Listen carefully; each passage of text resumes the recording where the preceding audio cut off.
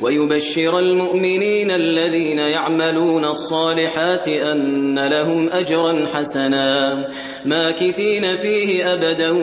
وينذر الذين قالوا اتخذ الله ولدا ما لهم به من علم ولا لآبائهم كبرت كلمة تخرج من أفواههم إن يقولون إلا كذبا فلعلك باخع نفسك على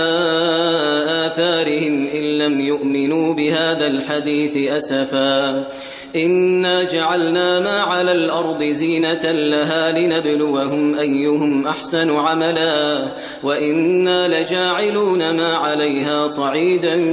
جرزا أم حسبت أن أصحاب الكهف والرقيم كانوا من آياتنا عجبا إذ أوى